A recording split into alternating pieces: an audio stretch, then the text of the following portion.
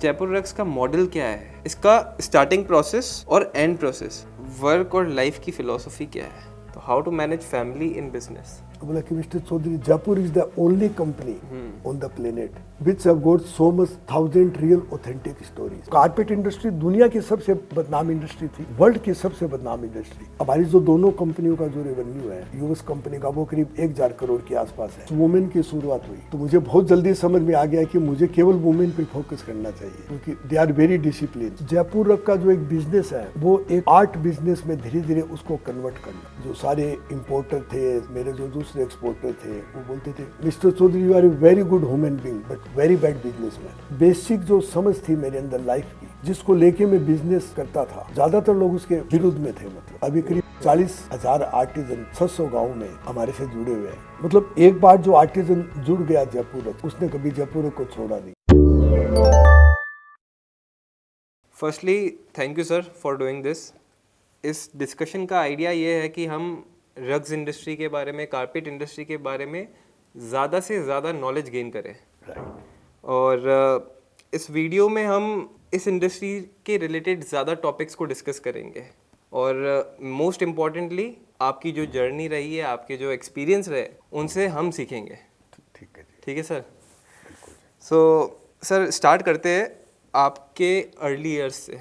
ठीक है, how was your childhood. देखो बचपन से क्या है कि मैं बहुत ही एक I was very innocent child, very straight forward. Okay. और बहुत शर्मिला था, मतलब बहुत इंट्रोवर्ट था। इंट्रोवर्ट, ठीक है। करियर की शुरुआत कहाँ से हुई। करियर की शुरुआत मतलब एक दुकान से हुई जो चूरू शहर में मेरे पिताजी चलाते थे। ब्रांडेड शूज़ की दुकान थी। तो मैंने देखा वहाँ चूरू छोटा शहर था, ज़्यादा आगे बढ़ने का स्कोप नहीं लग रहा था। फिर दुकान पे काम करते करते मुझे एक सरकारी बैंक में परमानेंट कैशियर की नौकरी मिली। मैंने बैंक को धन्यवाद का पत्र लिखा कि आपने इस लायक समझा मेरे को, लेकिन मैंने नौकरी ज्वाइन नहीं की। ये कब की बात है। 19 ये करीब 76 की बात, 76 75-76 की बात। ओके। क्योंकि मैं अपने पैशन को ही अपना बिजनेस बनाना चाहता था और मैंने सोचा कि मैं अपने बिजनेस के माध्यम से जानूं कि हु एम आई। अरे ओके। तो आपने कहा कि दुकान थी शूज़ की। हाँ जी। तो वो भी बिजनेस था, आपकी फैमिली बिजनेस था एक तरह से। बिल्कुल। तो आपने वो क्यों नहीं ज्वाइन किया। क्योंकि मुझे ट्रांजैक्शन में ज़्यादा ना मज़ा नहीं आता था। फाइनेंस में, ट्रांजैक्शन मतलब उसमें जैसे शूज खरीदना बेचना, मोस्टली तो एक सेल्समैनशिप ज़्यादा थी ना। वो मेरा पैशन नहीं था। जब मैंने इंट्रोस्पेक्शन किया, मेरा पैशन था people, nature. Okay, creative field मतलब। हाँ, ओके। लोगों की क्रिएटिव कैपेबिलिटी को बढ़ाना, उनको जानना, उनको समझना। तो बैंक का भी आपने मना कर दिया, करेक्ट। हाँ जी। उसके बाद आप जयपुर आ गए या उसके बाद क्या किया। नहीं, उसके बाद में मैं चूरू में रहा। ओके। तो मैंने रिसर्च की कि मेरे पैशन के हिसाब से कौन सा धंधा मुझे ठीक रहेगा। तो उस वक्त इंडियन कारपेट की एक्सपोर्ट में बहुत गहरी मांग थी। तो मैंने इस इंडस्ट्री की स्टडी की तो मुझे समझ में आया कि मुझे इसी धंधे से अपने करियर की शुरुआत करनी चाहिए। क्योंकि मुझे ऐसे लोगों के साथ काम करने का मौका मिलेगा, they were rejected by the society. Right. और मैं भी एक बहुत इनोसेंट चाइल्ड था, स्ट्रेट फॉरवर्ड था। तो जनरली परिवार में लोग मेरे को भी पसंद नहीं करते थे, समाज में लोग मेरे को पसंद नहीं करते थे। तो I was also rejected by my own family, bye my own society. तो मतलब एक ऐसी कम्युनिटी जो सोसाइटी से रिजेक्टेड थी और एक बॉय जो सोसाइटी और फैमिली से रिजेक्टेड था। One day it became Jaipur रग। ओके, तो जयपुर रग्स की शुरुआत ऐसे हुई। हाँ जी, 1976 में से या 77 में। हाँ, फिर मैंने क्या अपने पिता से 5,000 रुपये का लोन लेके 78 में इस कारपेट के धंधे की शुरुआत की। ओके। ये 46 साल पहले की बात है।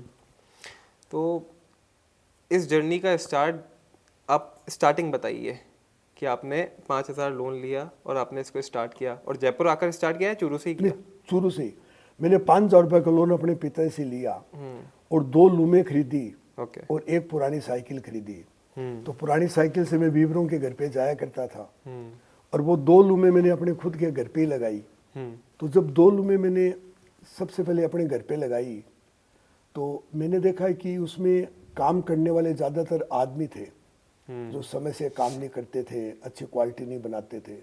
फिर उसके बाद में कुछ वुमेन की शुरुआत हुई, तो मुझे बहुत जल्दी समझ में आ गया कि मुझे केवल वुमेन पे फोकस करना चाहिए, क्योंकि दे आर वेरी डिसिप्लिन और क्वालिटी बिल्कुल सही बनाती थी। तो अभी सिर्फ आप सिर्फ विमेन एम्प्लॉयमेंट ही देते हैं? हाँ जी, तब से लेके आज तक हम केवल मोस्टली हमारा फोकस वुमेन पे ही होता है। कितना परसेंटेज? 90% वुमेन है। 90% विमेन। हाँ और जी। ये 1976-77 हाँ। के बाद की बात है? हाँ जी, हाँ जी, हाँ जी, हाँ जी।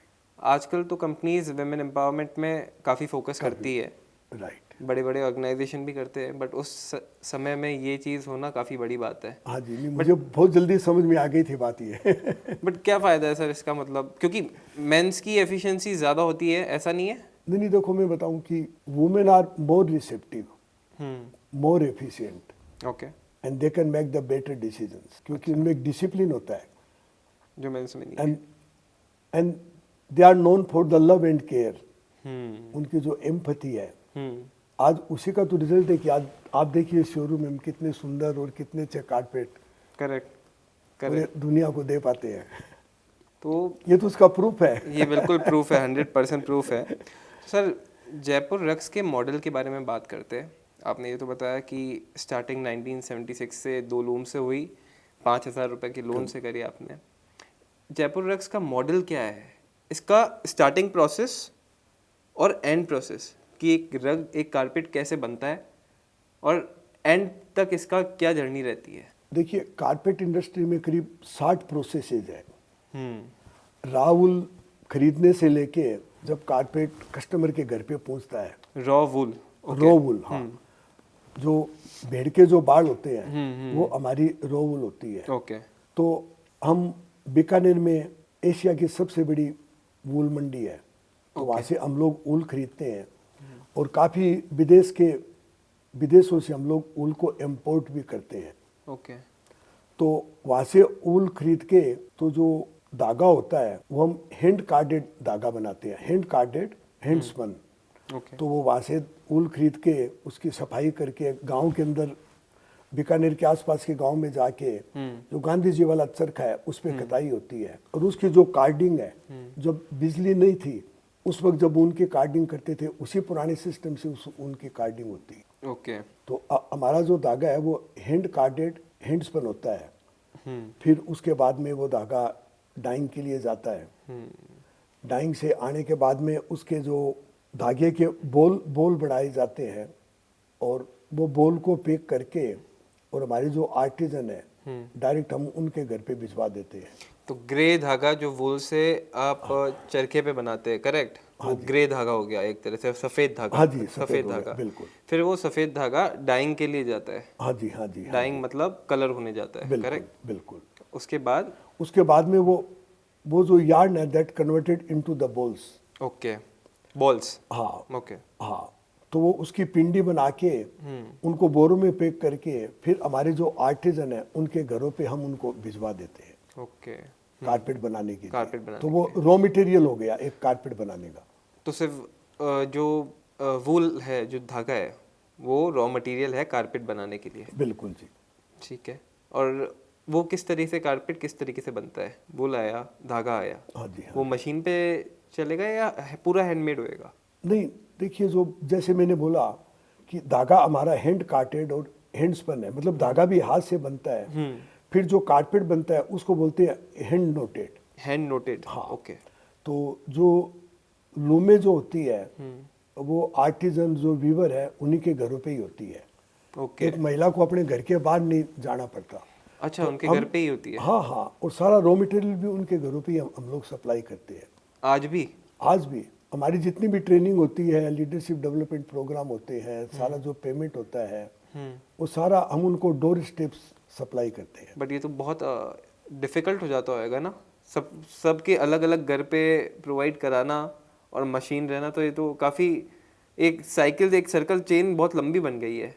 हाँ, लेकिन क्या है कि मतलब इसका जो नेचर है, इस कारपेट बिजनेस का नेचर ही ऐसा है कि गांव के अंदर एक जो वुमेन होती है, मोस्टली वुमेन के पास 4 से 6 घंटे दिन में फ्री होते हैं, और उनके लिए एक ये सप्लीमेंट्री इनकम होती है। तो हमारा मॉडल ये एक ऐसा मॉडल है कि जो महिलाएं हैं वो अपने बच्चों का ध्यान भी रखती है, घर पे खाना भी बनाती है, पूरे अपने घर की साफ सफाई करती है, and still take time to weave the carpet.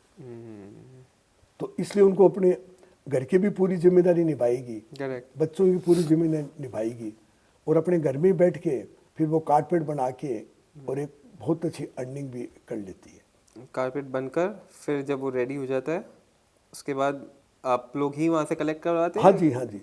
जब कारपेट वहाँ से बन के रेडी हो जाता है तो फिर हमारी खुद का ही व्हीकल जाके उस कारपेट को लेके आता है, और फिर नए कारपेट का जो रॉ रॉ मटेरियल मटेरियल है वो उनको सप्लाई कर देते हैं। तो ये डे वन जब प्रोसेस चालू हुआ था जिस पैटर्न में था आज भी उसी पैटर्न में है? हाँ, नहीं देखिए, जो मैंने इस धंधे को शुरू किया तो मैं देखता था कि जो आर्टिजन थे वो गांव के अंदर जब कारपेट बनाते थे तो बने हुए कारपेट को पहले साइकिल पे लेके जाते, फिर बस में रखते, फिर जयपुर बस स्टैंड पे आते, फिर रिक्शे में लेके एक्सपोर्टर के पास जाते थे। तो मैंने देखा कि पूरा दिन तो उनका एक रॉ मटेरियल लाने में और कारपेट देने में हो छोड़ने जाता, में ही लग जाता और वो बहुत पेनफुल प्रोसेस था। और दूसरा क्या था, जब मैंने इस धंधे में शुरू किया तो ये सारा जो कारपेट का बिजनेस है that is manage by the contractors. Contractor means middleman. हाँ, मिडलमैन, जिसको आप मैन्युफैक्चर कॉन्ट्रैक्टर को देगा और कॉन्ट्रैक्टर फिर सारे आर्टिजन को देगा, आर्टिजन्स को देंगे। आर्टिजन को देगा। तो बड़े कॉन्ट्रैक्टर हो गए, फिर गांव में उसके छोटे कॉन्ट्रैक्टर हो गए। तो जब मैंने शुरू किया ये दो चीज मैंने देखी तो मैंने सोचा कि एक तो मैं डायरेक्ट काम करूंगा आर्टिजन के साथ, डायरेक्ट आर्टिजन्स को दोगे। हाँ, और दूसरा जो ये रॉ मटेरियल है और बना हुआ कारपेट मैं सारा आर्टिजन के घर पे ही खुद की सप्लाई चेन से सप्लाई करूंगा, ताकि उनको जो एक प्रॉब्लम महिला को अपने घर के बाहर नहीं जाना पड़े। और फिर ये भी होता था जब वो ठेकेदारों से काम करते थे तो महीने 20 दिन उनको ऑर्डर भी नहीं मिलते थे क्योंकि वो अच्छी तरह एफिशिएंटली नहीं कर पाते थे। तो मैंने सोचा पहला कारपेट उतरने के 10 दिन पहले रॉ मटेरियल उनके पास पहुंच जाए, सो दे फील सेफ। इधर कारपेट उतरा फिर दूसरे कारपेट की शुरुआत हो जाए। करेक्ट। तो ये मॉडल दूसरे जो रग मैन्युफैक्चरर है, कारपेट मैन्युफैक्चरर है, वो भी यही मॉडल फॉलो करते हैं या जयपुर रग्स का डिफरेंट मॉडल है? ये देखिए, जो मतलब पूरी जो इंडिया की कारपेट इंडस्ट्री है, वैसे तो पूरी दुनिया की कारपेट इंडस्ट्री ना अभी तो केवल इंडिया में बचा है मोस्टली काम। अच्छा। इंडिया, पाकिस्तान थोड़ा बहुत, और तो बाकी सब जगह बंद हो चुका है। लेकिन आज भी that is driven by the contractors.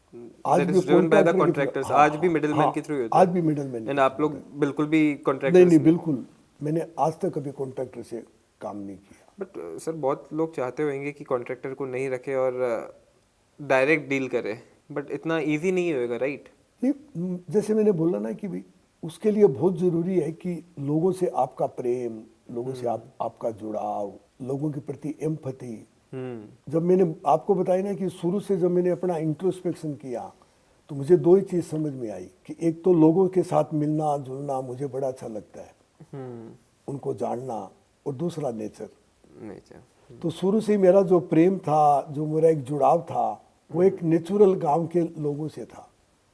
तो उसने मेरे फिर आगे की सारी यात्रा को इजी कर दिया, सॉल्व कर दिया। तो अभी कितने लोगों को एम्प्लॉयमेंट? अभी करीब 40,000 आर्टिजन 600 गाँव में। 40,000 आर्टिजन? हाँ जी, ओके, हमारे से जुड़े हुए हैं। तो 40,000 फैमिलीज और 40,000 आर्टिजन्स को आप लोग एम्प्लॉयमेंट दे रहे हैं। और इसमें मेजॉरिटी विमेन्स है। कितने percent? 90% are women. 90% are women. क्या बात है सर। सर एक आजकल डिबेट चलती है वर्क लाइफ कल्चर के बारे में, वर्किंग आवर्स के बारे में, करेक्ट? एक बेसिक क्वेश्चन है मेरा, how to manage family in business? Family को किस तरीके से बिजनेस से मैनेज किया जाए? क्योंकि कोई बोलता है आजकल 100 आवर्स काम करना चाहिए, 120 आवर्स पर वीक काम करना चाहिए, 80 आवर्स पर वीक काम करना चाहिए। तो how to manage family in business?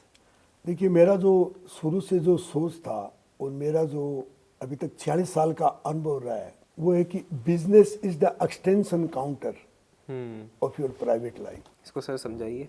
क्योंकि मैंने देखा है कि एक आदमी की दो लाइफ कभी नहीं हो सकती। आप ये नहीं हो सकता है कि आप ऑफिस में और कुछ है और आप घर पे और कुछ है।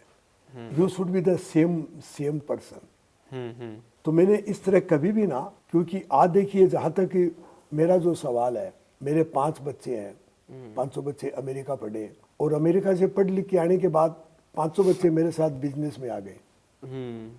आज 2 बच्चे मेरे साथ रहते हैं जयपुर में, 3 बच्चे यूएस की कंपनी देखते हैं।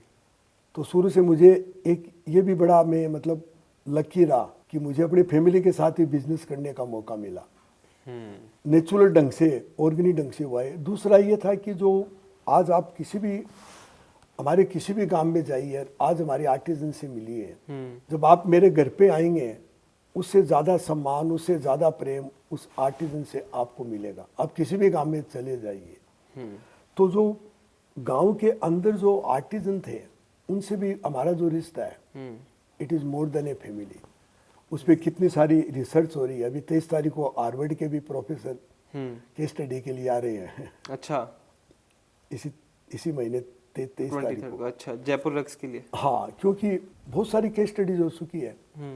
2008 में सीके पलाद ने भी जयपुर की केस स्टडी की थी, जो नंबर 1 ग्लोबल मैनेजमेंट गुरु थे। ओके। एक दिन मैं अपने ऑफिस में बैठा था, तो मेरे पास फोन आया, बोला उन्होंने बोला आई एम सीके पलाद। मैंने सोचा सीके पलाद तो नंबर 1 ग्लोबल मैनेजमेंट गुरु है, इतना बड़ा आदमी मेरे को फोन कर रहा है, शायद रॉन्ग नंबर डायल हो गया होगा। फिर बोले आर यू मिस्टर चौधरी? तो मैंने सोचा नाम कैसे जानते हैं। फिर बोला mister Chaudhary do you know me? तो मैंने बोला इंडिया में आपको कौन नहीं जानता, क्योंकि इंडिया की जो गरीबी को दूर करने का फार्मूला तो आप ही दे रहे हैं। फिर उन्होंने बोला mister Chaudhary I want to do a case study on your business model. तो मैंने कहा CK we are very simple people and what we do is very simple, पढ़ेगा कौन उसको? फिर उन्होंने बोला your global supply chain is very unique by connecting the poorest of the poorest with the richest of the richest by enhancing capability at the grassroots। फिर उन्होंने 41 page की case study की, जो कि किताब Fortune at the bottom of the pyramid में है, तो आप दुनिया के सारे टॉप कॉलेजेस में पढ़ाई जाती है। क्या बात है सर। काफ़ी फैमिलीज़ को आप इम्पैक्ट कर रहे हैं, तो आपके साथ जो लोग जुड़े हुए हैं, जो आपके आर्टिसंस हैं, वो कितने सालों से जुड़े हुए हैं? चाहे सेम फैमिलीज़ है या नए नए लोग आते हैं और नए नए जुड़ते जाते हैं?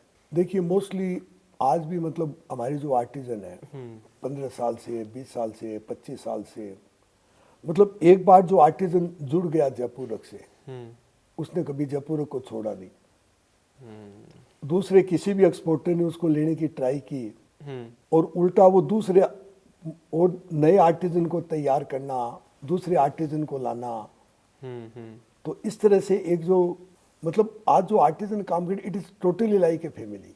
करेक्ट, समझ। जो कभी सोच भी नहीं सकते जयपुर रक से दूर जाने की। बट सारे जो अदर बिजनेस, जो रग्स के बिजनेस है, जो कारपेट आप जैसा बताया कि आज भी मिडिल मैन बहुत ज़्यादा है, कॉन्ट्रैक्टर्स बहुत ज़्यादा है, तो और आपका डायरेक्ट आर्टिजन से कनेक्ट है, आप लोग मिडिल मैन नहीं करते हो, तो एक प्रॉब्लम क्रिएट नहीं करता आपके बिजनेस में, या कॉन्स्टेंट क्रिएट नहीं करता है जो कॉन्ट्रैक्टर्स है या जो मिडिल मैन है, जब आप डायरेक्टली अगर आर्टिजन से डील करोगे? इसका मैं आपको एक छोटी सी कहानी बताना चाहूँगा कि एक बार मैं अपने गुजरात ऑफिस में बैठा था, तो वहाँ के एक बहुत ही पॉलिटिकल पावरफुल कॉन्ट्रैक्टर थे जो कोऑपरेटिव सोसाइटी चलाते थे। तो वो एक छोटी सी गन लेके मेरे पास आए, और वो छोटी सी गन मेरे सामने रख दी। बोला मिस्टर चौधरी या तो आप गुजरात छोड़ के चले जाइए, ये देखिए आपके क्या हाल होंगे। तो कॉन्ट्रैक्टर तो आर्टिजन को बहकाना, तकलीफ करना, वो तो बहुत सोचते रहते हैं। बिल्कुल। और कुछ लोग उनके बहकाव में आके चले भी जाते हैं। तो थोड़े दिन बाद जब वो वापस आते हैं तो उस कॉन्ट्रैक्टर के लोगों को भी लेके आ जाते हैं जयपुर में, जो हमें कभी नहीं छोड़ते। अच्छा, तो अभी आप इंडिया में और ग्लोबली आपका मेजर बिजनेस किधर है जयपुर रग्स का? देखिए मेजर जो करीब हम लोग जितना जो कारपेट बनाते हैं इंडिया में, कितना कारपेट बनाते हैं? 40% कारपेट इस आज जो यूएस की कंपनी है जयपुर लिविंग, जो मेरी बेटी चलाती है वहाँ पर, उसमें जाता है। 40%? 40% पूरा इंडिया प्रोडक्शन। ओके, प्रोडक्शन क्या प्रोडक्शन है? बस ये हैंड लोटेड कारपेट, टपटेड कारपेट, कुछ नंबर्स वगैरह? फ्लैट वीव्स नंबर्स तो करीब हम लोग 5 लाख फुट महीने के कारपेट बनाते होंगे सारे। ओके। टपटेड, नोटेड और सारे मिला के तो करीब 60 लाख फुट 60 लाख फुट, और साल उसमें का से बनता 40% आप जयपुर लिविंग आपकी यूएस कंपनी हाँ में। जी, हाँ जी, हाँ जी, हाँ जी। ओके, तो Jaipur living is a brand in US, हाँ जी, हाँ जी, बहुत अच्छा, मतलब number one brand in the US. Number 1 in the US. हाँ, लाइक इंडिया। अच्छा, और 60% जो है वो कहाँ जाता है? 60% मोस्टली अभी जो हमने करीब 10 साल पहले B2C ओके, शुरू किया इंडिया में। इंडिया में। इंडिया में अब तो क्या लंदन में भी है, लंदन, दुबई, सिंगापुर, मिलान। तो करीब जो 20% सेल है वो हमारी रिटेल स्टोर से आती है। रिटेल स्टोर से। रिटेल स्टोर्स और ई कॉमर्स से। ओके, ई कॉमर्स पे भी है। हाँ जी, हाँ जी, बिल्कुल। तो 40% तो यूएस, हाँ। 20% आपका B2C, B2C। मॉल्स वगैरह रिटेल में, हाँ जी, हाँ जी। और बाकी रिमेनिंग 40% होलसेलर्स। हाँ, होलसेलर्स या जो छोटे फर्नीचर स्टोर्स हैं दुनिया के, जो रिटेलर हैं छोटे छोटे, वो सब होते हैं। और ग्लोबली एक्सपोर्ट किधर किधर होता है यूएस और के करीब अलावा? वैसे तो करीब 60 से 70 देशों में हम लोग एक्सपोर्ट करते हैं। लेकिन यूएस के अलावा यूरोप, दुनिया के सभी देशों में ना, हर कॉन्टिनेंट में ना माल जाता है हमारा। क्या बात। कितनी कंपनीज है रग्स के अंदर, कारपेट्स के अंदर इंडिया में भी, एक बेसिक आइडिया? पहले तो बहुत ज़्यादा थी, अभी तो बहुत कम कंपनियां बची है। क्यों, रीजन? क्योंकि अभी कारपेट के वीवर बहुत कम होते जा रहे हैं ना। करीब मोर देन 80% वीवर काम छोड़ चुके हैं, मतलब क्योंकि तो ये लोगों ड्रॉबैक का रहेगा आपके लिए भी आगे? नहीं, मतलब ये समस्या हमारे लिए नहीं है, क्योंकि हम साल 1500-2000 नए आर्टिजन तैयार करते हैं। और क्योंकि जैसे मैंने बताया कि हम लोग आर्टिजन से बहुत ज़्यादा लगाव रखते हैं, लगाव प्रेम। है, जुड़ाव है उनसे, तो हम एक साल में अगर 5000 नए आर्टिजन भी लेना चाहें तो हमारे लिए कोई मुश्किल नहीं है, क्योंकि हमें उनको सही ढंग से ट्रेनिंग देना, सही ढंग से चुनना, उनको काम से जोड़ना, ये हमें आता है। सर, तो जब आपने 80s में काम चालू किया, उस टाइम पर चैलेंजेस क्या थे जब आप आपके 30s में थे, 40s में थे, और जो आज आप देखते हो कि आज वो चैलेंजेस नहीं है, पर उस टाइम पे बहुत बड़े चैलेंजेस थे? देखिए, सबसे बड़ा चैलेंज तो यही था कि जब इस काम को शुरू किया तो परिवार के सारे लोग बोले कि भाई ये जो काम करने वाले लोग हैं ये तो अछूत जाति के लोग हैं, अनटचेबल है, हम इनको घर में नहीं आने देंगे। मोहल्ले वाले बोले मोहल्ले में नहीं आने देंगे। और जब चूरू शहर में किसी पार्टी, फंक्शन, गैदरिंग में जाता था तो लोग हाथ मिलाने से इनकार कर दिया करते थे कि आप तो अछूत लोगों के साथ काम करते हो। तो मुझे समझ में आया, एक आदमी की पहचान जाति से कैसे हो सकती है। करेक्ट। आज भी ऐसा है क्या? नहीं, आज तो ऐसा नहीं है, लेकिन आज भी देखिए, मतलब कोई भी जो आज हमारा जो एक बिजनेस मॉडल है, it is driven by unconditional love, it is driven by compassion. तो उस चीज की आज भी बहुत कम समझ है कि बिजनेस में एक जो अनकंडीशनल लव है वो किस तरह लोगों को जोड़ता है, किस तरह उनकी क्रिएटिविटी को बाहर निकालता है, और किस तरह उसमें जो काम करने वाले जो लोग हैं उनकी लाइफ में चेंजेस आते हैं। बट मैं इस तरीके से इस क्वेश्चन को पूछ रहा हूँ कि जब आप 20-30 साल पहले, 40 साल पहले जब आप ग्लोबली जा रहे थे, तब आपको क्या डिफिकल्टीज आ रही थी? मेजर प्रॉब्लम्स, मेजर हाँ जी, हाँ, समझ गया। डिफिकल्टीज उस टाइम पर क्या थी? देखिए, मैंने क्या है कि मतलब I work as a contractor manufacture for 9 years. Okay, for brands. हाँ, जो दूसरे जो एक्सपोर्टर थे, बड़े एक्सपोर्टर, हाँ, उनसे मैं रॉ मटेरियल लेके आता था। मतलब I was himself a contractor. Okay. और डायरेक्ट मैं आर्टिजन के साथ काम करता था। तो पहले 9 साल तक मैंने एज ए जॉब वर्कर किया काम, क्योंकि एक्सपोर्ट करने की समझ भी नहीं थी इतनी, करेक्ट, हिम्मत भी नहीं थी। फिर मैं जयपुर आया, 3 साल जयपुर रहा, और फिर मैंने ना एक्सपोर्ट की शुरुआत की। तो आपका वो 9 साल में ही आर्टिजन्स के साथ कनेक्ट बहुत अच्छा था, क्योंकि आप एक कॉन्ट्रैक्टर पहले से ही थे। Right, exactly. 9 साल के बाद आपने खुद का ब्रांड बनाया, जयपुर रग्स। हाँ, बिल्कुल बिल्कुल। और फिर डोमेस्टिक से चालू किया या डायरेक्ट एक्सपोर्ट से ही चालू किया था? नहीं, फिर थोड़ा मतलब अपना खुद का रॉ मटेरियल लेके दिल्ली के और जयपुर के एक्सपोर्टरों को बेचना शुरू किया। और फिर मुझे पहला एक्सपोर्टर जर्मनी के एक इम्पोर्टर से मिला। ओके। उसके बाद में बस एक्सपोर्ट की शुरुआत हो गई। उसके बाद में आज तक पीछे मुड़ के नहीं देखा कभी। सिर्फ एक्सपोर्ट ही हो रहा है अभी? बिल्कुल बिल्कुल। B2C, आप 10 साल से B2C में आए? हाँ जी, हाँ जी, हाँ जी। सो सर, आपकी वर्क और लाइफ की फिलॉसफी क्या है कि जिस सोच से आपको लगता हो कि इस सोच से मेरे बिजनेस को भी इम्पैक्ट हुआ है? क्योंकि मुझे लगता है कि हमारी जो लाइफ की फ़िलॉसफी होती है वो हमारे काम में भी नज़र आती है। आप बिलीव करते हो इस चीज़ में? हाँ जी, हाँ जी। देखिए, मेरी तो फिलोसफी जैसे मैंने बोला शुरू से ही ना, प्योरिटी, स्पॉन्टेनिटी, इनोसेंसी, तो पूरा जो मेरा जो बेस था वो उसी पे रहा।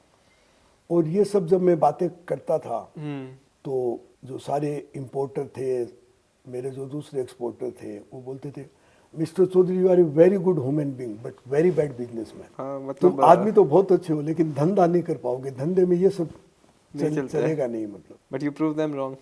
हाँ, और आज आप ये देखो कि वो जो बेसिक जो लाइफ फिलोसफी थी, और मैं लाइफ फिलोसफी को भी इस तरह लेता हूँ कि that is not my life philosophy. अभी जब मैंने अपने आप पे काम शुरू किया, अपने आप को मैंने थोड़ा नज़दीकी से समझा, तो मुझे समझ में आया कि these are the basic rules of the nature. But don't you feel ये बहुत डिफिकल्ट है एथिकल रहना? एक तरह से आप बोल रहे हैं ना कि एथिकल रहना, वैल्यूज़ के साथ चलना, और आपके साथ में जो लोग जुड़े हुए हैं उनके साथ प्यार से बर्ताव रखना, सही बात है। बट आज के ज़माने में कितना पॉसिबल है ये? नहीं, ये तो शुरू से लेके आज तक ये तो this is the most difficult.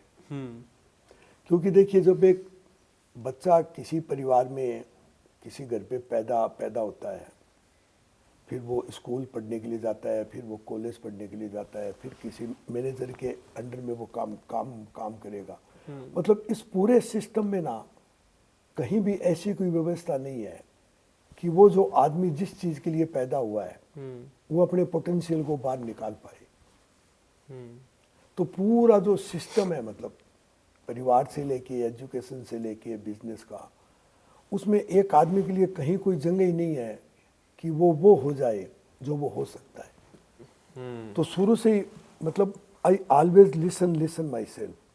और मैं अपने अंदर से, मेरे अंदर जो आवाज़ आती थी कि I am doing the right thing, क्योंकि बाहर के सभी लोग विरोध करते थे, क्योंकि उनको ये जो बेसिक जो समझ थी मेरे अंदर लाइफ की, जिसको लेके मैं बिजनेस करता था, ज़्यादातर लोग उसके विरुद्ध में थे। मतलब आप कैसे डील करते थे इस चीज़ को? और फिर क्या, जितने चालाक लोग हैं, जितने तेज दिमाग वाले लोग हैं, जो अंदर से कुछ और होते हैं, बाहर से कुछ और होते हैं, उन लोगों से डील करना, that was the most difficult part of my life, most difficult part of the business.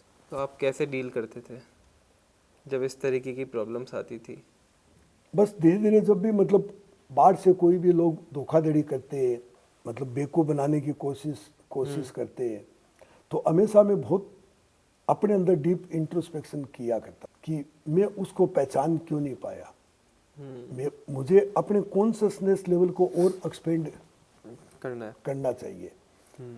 तो धीरे धीरे जैसे जैसे मैं मतलब इस चीज़ को समझता चला गया, तो उस तरह के लोग अट्रैक्ट होने शुरू हो गए।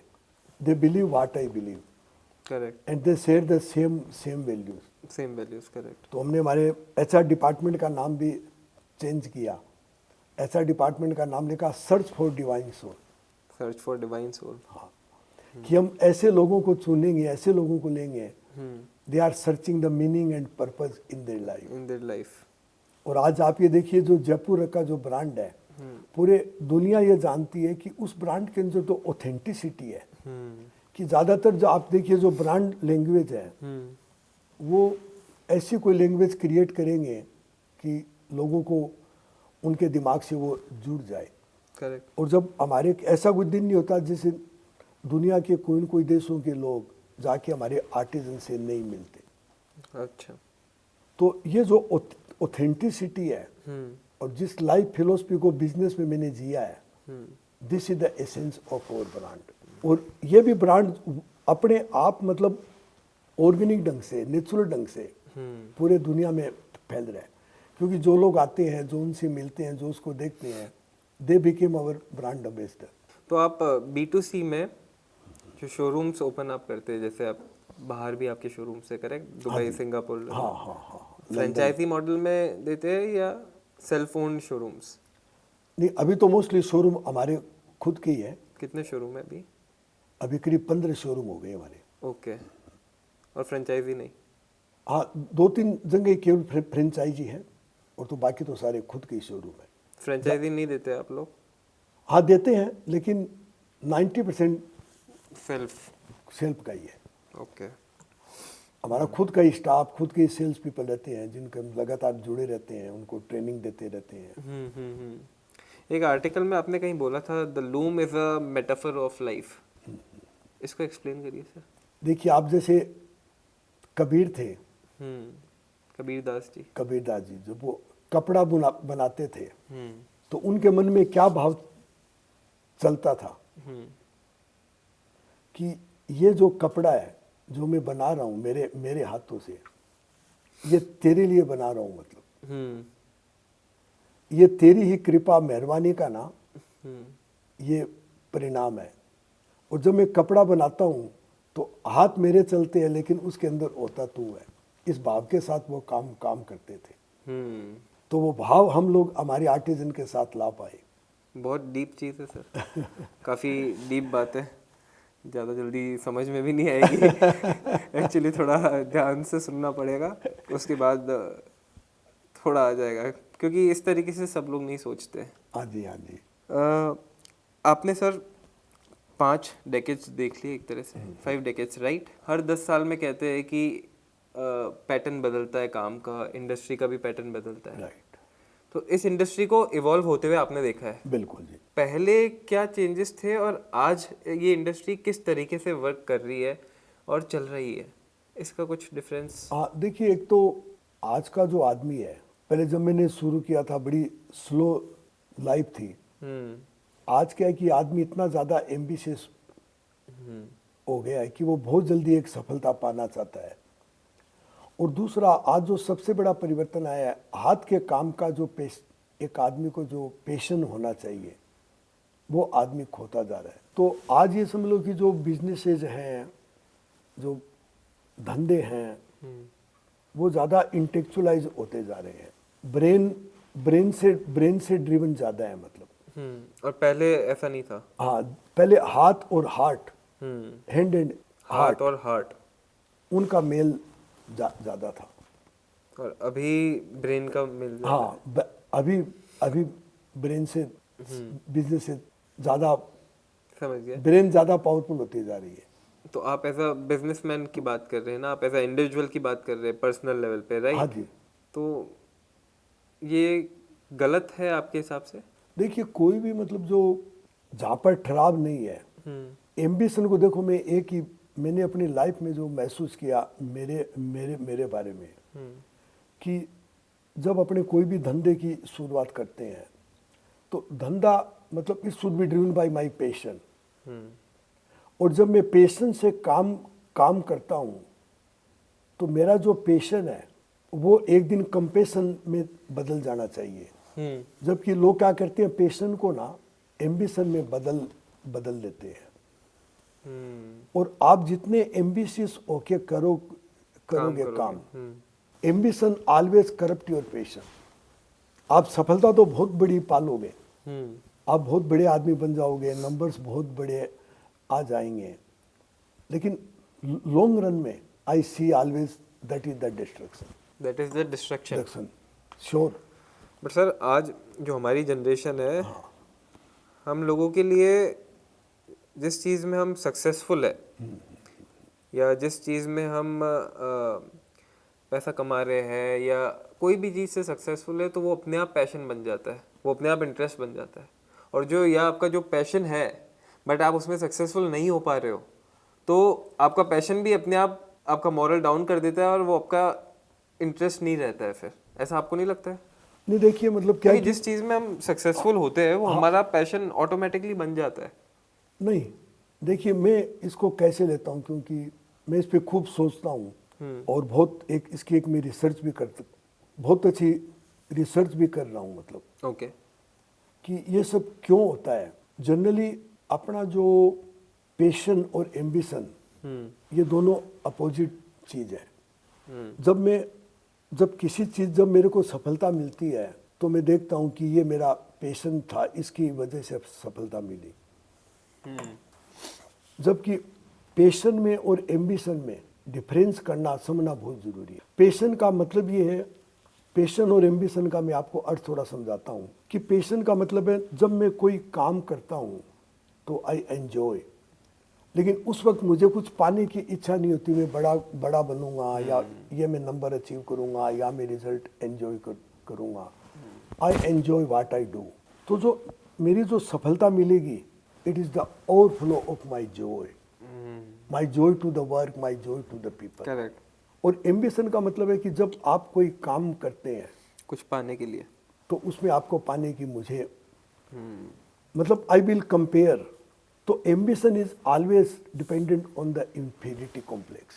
सो आपके मतलब से your ambition should be always different from your passion. हाँ एग्जैक्टली।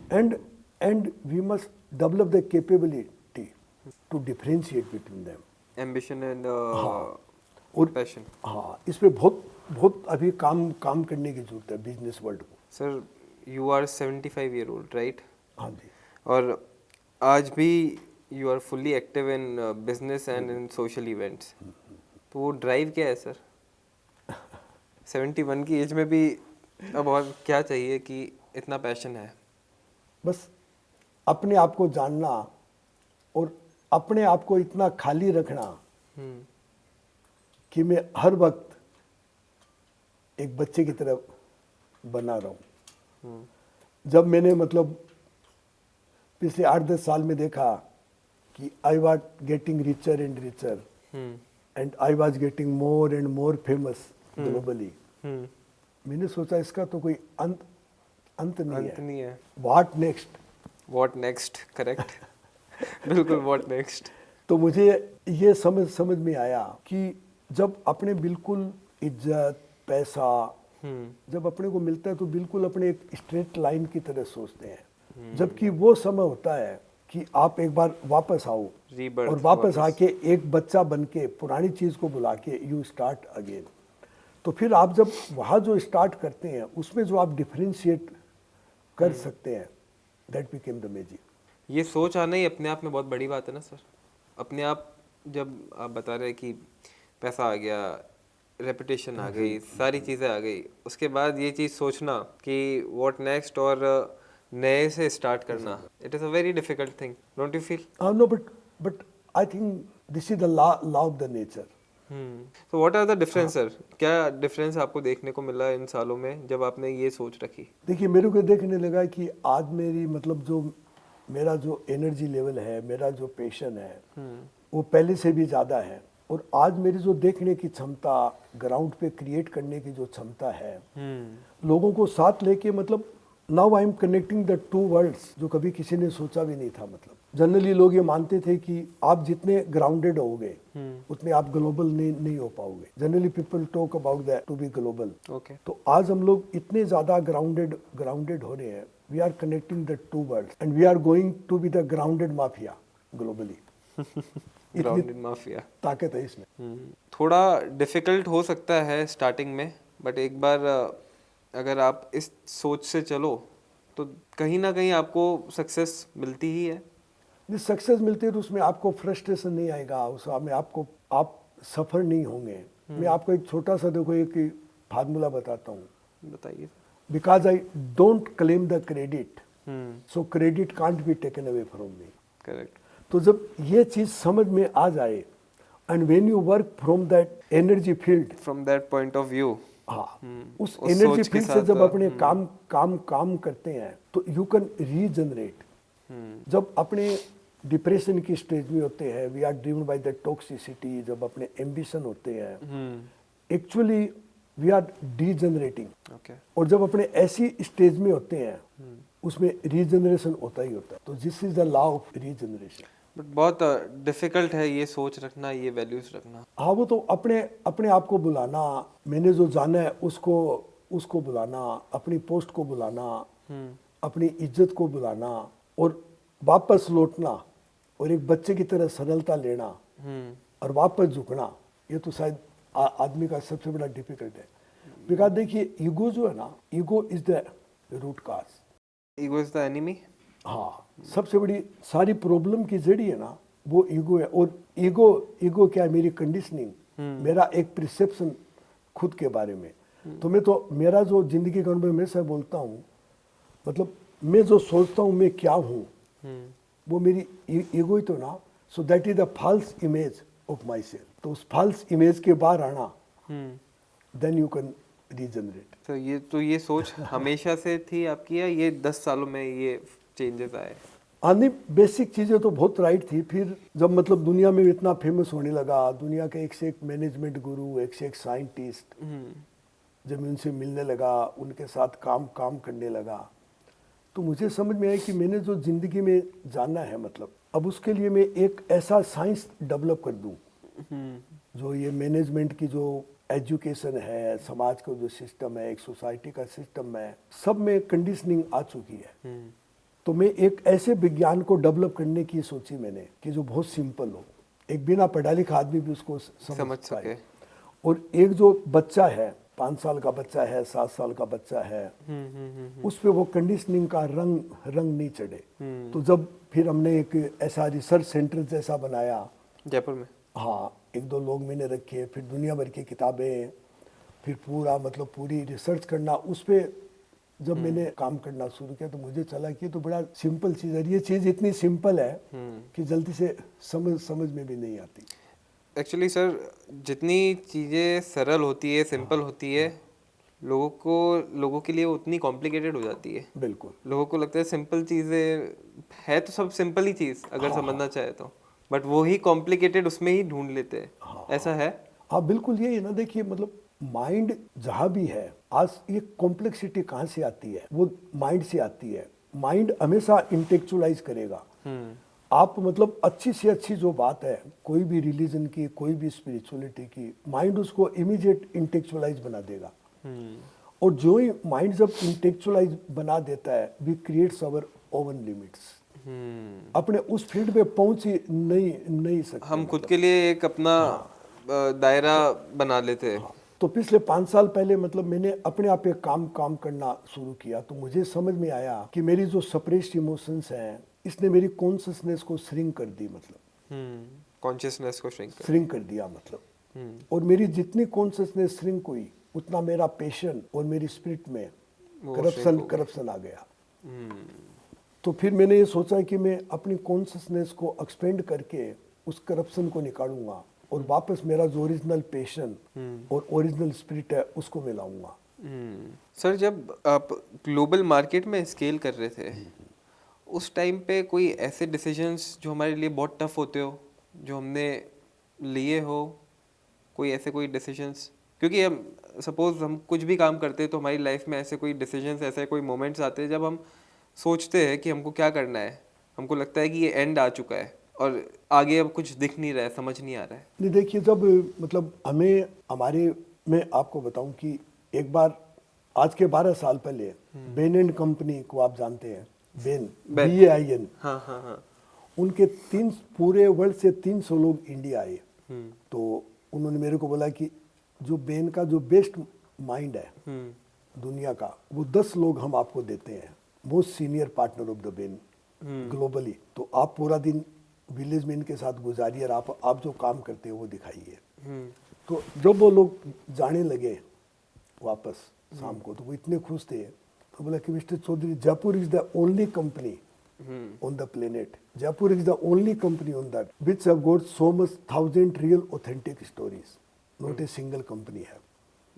तो उन्होंने बोला कि आप स्टोरी के माध्यम से गूंजबम क्रिएट कीजिए and that is your profit making machine. तो हमें उस वक्त यही लगा, कारपेट का स्टोरी से क्या संबंध है। हम तो कारपेट बेचते हैं, क्योंकि अभी तक मैंने जो इस धंधे में देखा ग्लोबल लेवल पे, it is only the transaction. Correct. You are buying the carpet, you are selling the carpet, right. और जब मैं मतलब आज के करीब 25-30 साल पहले जब मैंने अपना एक्सपोर्ट शुरू किया था, तब तो इस तरह के लोग थे कि वो कारपेट भी नहीं खरीदते थे। They are buying the price, they are selling the price. वो तो जिसके साथ भी काम करते थे उसी का गड़ा काट दिया करते थे। इस तरह के मतलब इम्पोर्टर थे उस पर। तो सबसे डिफिकल्ट ये होता है कि आप लोगों को बता पाओ हु एम आई। तो उस वक्त बड़ा डर लगता है कि मैं कहानी बताऊंगा तो कारपेट खरीदेगा, मेरी कहानी को खरीदेगा। बट कहानी ज्यादा अच्छी बिकती है। और कहीं नाराज भी नहीं हो जाए, क्यों बकवास कर रहे हो। नहीं, बट कहानी आपका फिर उस चीज़ का आपको देखने को क्या मिला? कहानी ज़्यादा अच्छी बिकती नहीं, है? फिर हमने देखा है कि मतलब जब हमने कहानी बतानी शुरू की, हम्म, जब मैं पहली बार में एक, मुझे याद आता है 15-16 साल पहले ना, जब मैं एक इम्पोर्टर था उसको लेके मैं विलेज में गया, तो हमारे पास एक काफ़ी पढ़े लिखे लोग थे, उन्होंने बोला कि आप इसको विलेज लेके जाओगे तो ये आपका ऑर्डर कैंसिल कर देगा। तो मैं बड़ा डरा हुआ था, मैंने कहा ऐसी क्या गलती हो रही है कि कैंसिल कर देगा? तो लोग वहाँ पर इसको टॉयलेट दिखाई नहीं देंगे, वहाँ पर ये दिखाई नहीं देगा, तो सरकार के कानून होते हैं ऐसे। तो जब मैं उसको ले गया, वो इतना खुश हुआ कि उसने जयपुर में जितने अपॉइंटमेंट थे सारे कैंसिल कर दिए। अच्छा। उस दिन मुझे ये चीज़ समझ में आई कि कहानी का जो पावर है वो कारपेट से ज़्यादा है। तो फिर मैंने बोलना शुरू किया कि we don't sell carpet, we sell family blessing, we sell stories and we sell experiences, and if you want to buy our carpet that is free. तो फिर पूरी हमारे कारपेट की परसीव वैल्यू बदल गई। मतलब एक तरीके से हर बिजनेस में देखना चाहिए कि आप क्या कहानी सेल कर सकते हो, क्या एक्सपीरियंस आप दे सकते हो आपके कस्टमर को। करेक्ट है? आप, लेकिन उसके लिए ज़रूरी है कि first you must know who am I. Right. If you don't know who am I and if you don't know why I exist, there is no purpose having the business at all. तो जब मैं खुद अपने आप को जानूं और मेरी जब सेल्फ स्टीम बाहर आएगी, फिर मेरी जो कहानी है वो वो मतलब अपने आप आपकी कंपनी का ही नहीं, आपके कारपेट का ही नहीं, पूरी इंडस्ट्री का परसेप्शन चेंज कर देगी। मतलब कारपेट इंडस्ट्री दुनिया की सबसे बदनाम इंडस्ट्री थी। अच्छा। वर्ल्ड की सबसे बदनाम इंडस्ट्री, इसमें चाइल्ड लेबर होता है, इसमें वो कलर्स ऐसे काम में लेते हैं जो आपके घर को डैमेज करते हैं। इतनी बदनाम थी। मतलब कारपेट के नाम से मुझे शर्म आती थी किसी को बोलते हुए कि मैं कारपेट का बिजनेस करता हूँ। इतनी बदनाम इंडस्ट्री थी जो आज मतलब पूरा परसेप्शन ही चेंज कर दिया है। चेंज हो गया, मोस्ट रेस्पेक्टेड हो गई। सर, हम कुछ भी चालू करते हैं, जैसे आज की जनरेशन की अपनी बात भी कर रहा हूँ, हम बहुत रिसर्च करते हैं, सोचते हैं कि अगर कोई भी नया बिजनेस चालू करना है तो उसके बारे में सोचते हैं कि इसका फ्यूचर क्या आएगा, आगे 10 साल कैसे होंगे, और अगर ये नहीं चल पाया तो बहुत सारी चीज़ें हम हमारे दिमाग में बना लेते हैं। ठीक है, हम ये भी सोचते हैं अगर कहीं फेल हो गए तो। So what's your thought on failure? आप इस तरीके से आपके दिमाग में भी आया था जब आप चालू कर रहे थे? हाँ, नहीं देखिए, अभी भी मैंने फेलियर पे बहुत मतलब हमारी समझ बनाई, मैंने अभी भी बना रहा हूँ कि what really is the failure. क्योंकि मैंने देखिए कभी भी ना, मतलब मैंने तो कभी कोई टारगेट वगैरह बनाए नहीं थे जिंदगी में। लोग ये पूछते हैं आपने ऐसी कोई किताब पढ़ी क्या, आपको कोई ऐसा मेंटर मिला क्या, आपने किस तरह सोचा कि आप यहाँ पर पहुंच पाए। करेक्ट। तो देखिए जो पैशन जो है, जब मैं अपने पैशन में डीपर एंड डीपर जाता हूँ मतलब तो मैं एक दिन यूनिक बनूंगा ही बनूंगा। और जो फेलियर का जो डर है वो डर आता है कि मतलब देखिए इसका मैं आपको लो समझाता हूँ। लो है कि एक तो होता है faith in unknown. Faith in unknown. हाँ, एक होता है belief in unknown. Belief in unknown, okay. तो फेलियर का मतलब है कि मैंने कोई बिलीफ बना लिया and my belief converted my limiting factor and my belief is driven by my conditioning and then I have a ego. और वो क्या होगा, वो फेथ जो मैंने बनाया कि मुझे सक्सेस होना है, then I am driven by the fear. Correct, सही बात है। जब हमारे दिमाग में हम driven by the insecurity is the reason. जबकि नेचर का ये लो है कि आपको सिक्योरिटी ना कोई दे ही नहीं सकता। You never may be the secured. दुनिया में ऐसा कोई भी ना साधन नहीं है, ऐसा कुछ भी नहीं है जो आपको सिक्योरिटी दे दे। तो जो ये इनसिक्योरिटी है, this is the law of the nature. ये आप सब धर्मों का आप देख लो, सारी रिलीजन का देख लो, सारी स्पिरिचुअलिटी का देख लो, उसका लो यही है कि insecurity. But accept the insecurity. थोड़ी देर बाद में क्या होने वाला है, कल क्या होने वाला है, वी कांट प्रेडिक्ट दैट। तो उसकी जो एक्सेप्टेंस है और उसको पैशन में कन्वर्ट करना, that is the success. Failure का ये मतलब है फेलियर से मुझे क्यों डिप्रेशन आएगा, फेलियर से क्यों मैं भागना चाहूंगा, फेलियर से क्यों मैं परेशान हो जाऊंगा, फेलियर पे मैं क्यों देखूंगा कि लोग मेरी मजाक एक वो उड़ाएंगे। दिमाग में थॉट आता है कि अगर हो गए तो क्या होगा। और जो चीजें नहीं होती है, जो एग्जिस्ट नहीं कर रही होती है, वो हम हमारे दिमाग में बना लेते हैं। एग्जैक्टली। Exactly. हमारे दिमाग में हम नई नई चीज़ें बना लेते हैं, फिर वो हमारे को प्रॉब्लम वो हमारे दिमाग में और क्रिएट करती है, और फिर हम कभी कभार उस आइडिया को ड्रॉप कर देते हैं। नहीं, और वो जो फियर जो है, then we are driven by the insecurity, then we are driven by the fear. Correct. और वो जो इनसिक्योरिटी और जो पैशन खत्म हो जाता जो है, हम हमारे fear का डर से जो चल रहे डर होते है, हैं। That is the sure formula for the failure. जो डर है वो दैट इज द मुझे श्योर और फॉर्मूला। हाँ, क्योंकि एक डरा हुआ आदमी जब कोई काम करेगा तो वो पूरा फोकस होके पूरा अपना उसका दिमाग हाँ, दूसरी जगह भी होगा। हाँ एग्जैक्टली। तो दुनिया को एज इट इज एक्सेप्ट करना पड़ेगा। बस मैंने जो किया, मैंने बहुत डेडिकेटेड होके किया, मैंने अपनी पूरी जी जान लगाई, बस that is my success, that is the outcome. मतलब आप ये बोल रहे हैं कि आप जो भी काम कर रहे हो आप उसको कर दो, don't think about the result. हाँ एग्जैक्टली। आप अपना 100% दो उस काम में, बिल्कुल बिल्कुल पैशनेटली। बिल्कुल। 50 साल हो चुके हैं, आगे 10 साल का भी आपने कुछ सोचा है कि इस ऑर्गेनाइजेशन को किस तरीके से और आगे ले जाना है? नेक्स्ट 10 इयर्स का क्या विजन है? देखिए, नेक्स्ट 10 ईयर का मुख्य विजन तो यही है कि हम, जैसे मैंने आपको पहले बताया था कि B2C, मतलब डायरेक्ट हमारे जो आर्टिजन है उनको इमोशनली एंड कंज्यूमर से कनेक्ट करना, तो B2C को बढ़ाना, और जो आर्टिजन है उनको आर्टिस्ट बनाना। तो जयपुर रग का जो एक बिजनेस है वो एक आर्ट बिजनेस में धीरे धीरे उसको कन्वर्ट करना। आर्ट बिजनेस में? हाँ, और उसमें को क्रिएशन करना। अभी हमारे काफ़ी ग्लोबल लेवल पे ऐसी बहुत सारी पार्टनरशिप्स हो रही है, कोलोब्रेशंस हो रहे हैं, जहाँ पर आर्टिस्ट आके अपने नए तरह के प्रोडक्ट बनाते हैं। जैसे आप देख रहे हैं यहाँ भी है, नीचे भी काफ़ी ऐसे प्रोडक्ट लगे हैं। तो जयपुर को क्या एक आर्ट बिजनेस की तरफ ज़्यादा लेके जाना।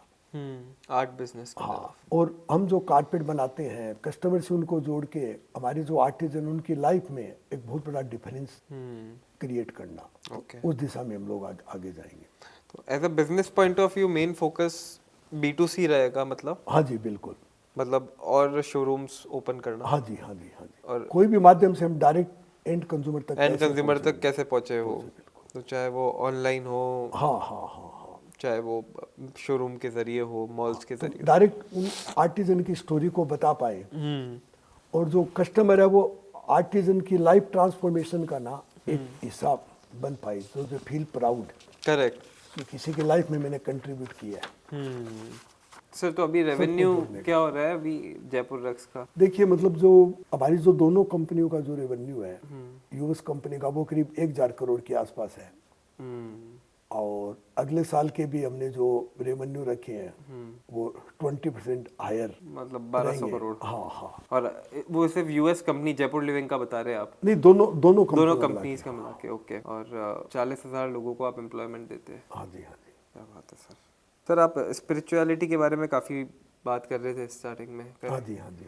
तो how does being spiritual help you in your business? किस तरीके से आपको स्पिरिचुअलिटी ने बिजनेस में मदद करा है? देखिए, आज जो जयपुर का जो ब्रांड है, और एक फ्यूचर में जो देख पाता हूँ, और उस फ्यूचर को जो हम लोग क्रिएट कर रहे हैं, और अभी जैसे मैंने आपको थोड़ी देर पहले बोला था कि अभी हम रीजनरेशन पे काम कर रहे हैं।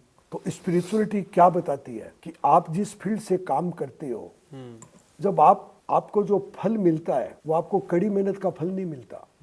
आपको मेहनत मिलता है जब आप वो काम कर रहे थे, आपके अंदर भाव क्या चल रहे थे, नेचर या भगवान उसका फल देता है। That is the spirituality. जब आप काम कर रहे हो उस समय आपके आपके मन में क्या भाव क्या चल रहे थे, फल उसका मिलता है। काम का फल कभी नहीं मिलता। तो जब मैंने इस स्पिरिचुअलिटी को जाना, इस नियम को जाना, जब मैं अपने बिजनेस में इस नियम को मैंने लगाया, तो मैंने देखा कि बिल्कुल ही एक नया फ्यूचर जिसको मैं पहले देख नहीं पा रहा था, वो मेरे सामने तैयार खड़ा है। मतलब एंड जितना हम इसमें डीपर जाएंगे, क्योंकि देखिए स्पिरिचुअलिटी और लाइफ और बिजनेस ये अलग अलग हिस्से नहीं हो सकते, सब एक ही चीज है। मोरलिटी ने इसको तोड़ दिया। स्पिरिचुअल इज नॉट द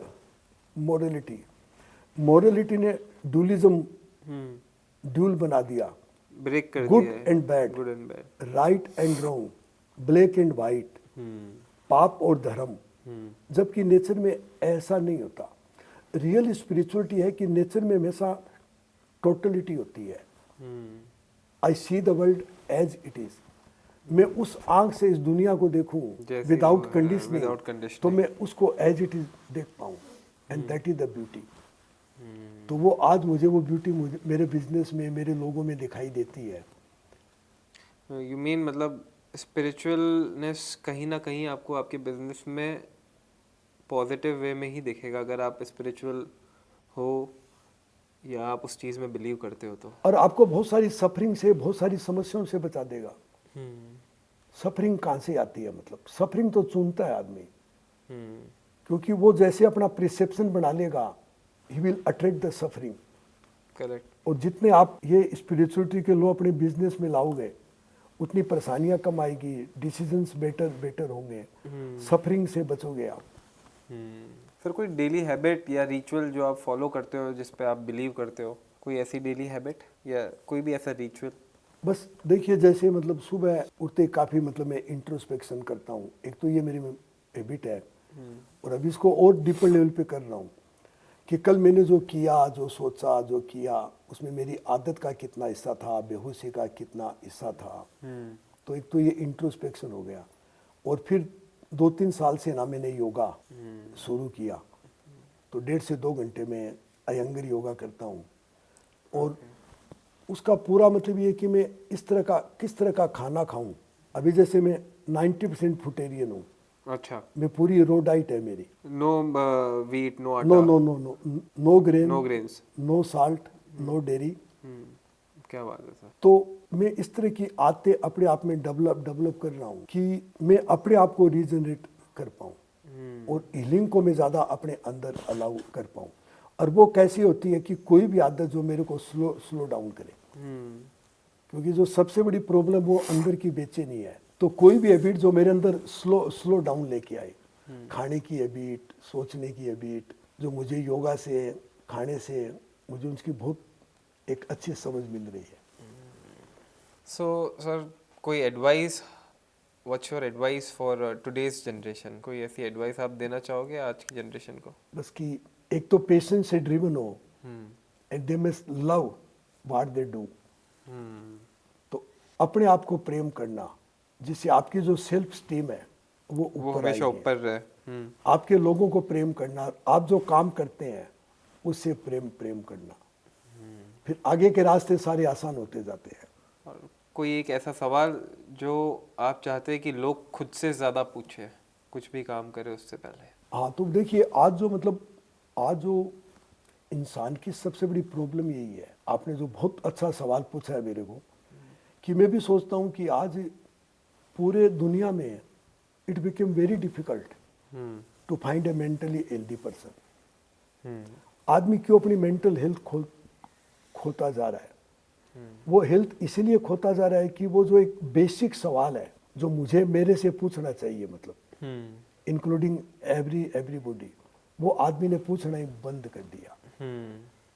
वो बेसिक सवाल एक ही है कि मैं कौन हूँ, और मैं जो करता हूँ वो मैं क्यों करता हूँ। तो ये जितना ज्यादा मैं सवाल अपने आप से पूछूंगा, उतना ही मैं मेंटली हेल्दी होता चलिए, हम इतने ज़्यादा ट्रैफिक में है, इतने ज़्यादा चीज़ों में इन्वॉल्व है कि ये सवाल हमारे को जल्दी से आ नहीं पाता है। हम इतनी सारी चीज़ों हमारे दिमाग में चल रही है कि ये सवाल बहुत समय लग जाता है आने में। बिल्कुल। और दूसरा क्या हुआ कि आदमी ने एक गलती ये कर दी कि जब वो मॉडलिटी से ड्रिवन हो गया, तो मुझे दूसरे किसी का भला करना है, तो अपने बारे में सोचना ही बंद कर दिया मैंने। जब मैं खुद ही मेंटली हेल्दी नहीं हूँ, हाँ, तो दूसरों का क्या करोगे? कैसे मैं किसी का भला करूंगा? अगर मैं खुद मेंटल हेल्दी हो गया, तो फिर मैं जो करूंगा वो भला ही होगा दूसरे का। करेक्ट है, सही बात है। तो वो दौड़ को कम करके वापस लौटना, तो वो सवाल में पूछूं कि मैं वापस कैसे लौटूं। करेक्ट, सही बात है sir. Thank you so much, sir, for sharing your wisdom and experience. We have covered so much today, from your early years and the inception of Jaipur Rugs to philosophy, challenges, and vision for the future. Thank you for being so generous with your time, sir. And we are excited to see what next for Jaipur Rugs and for you. बिल्कुल जी, बिल्कुल।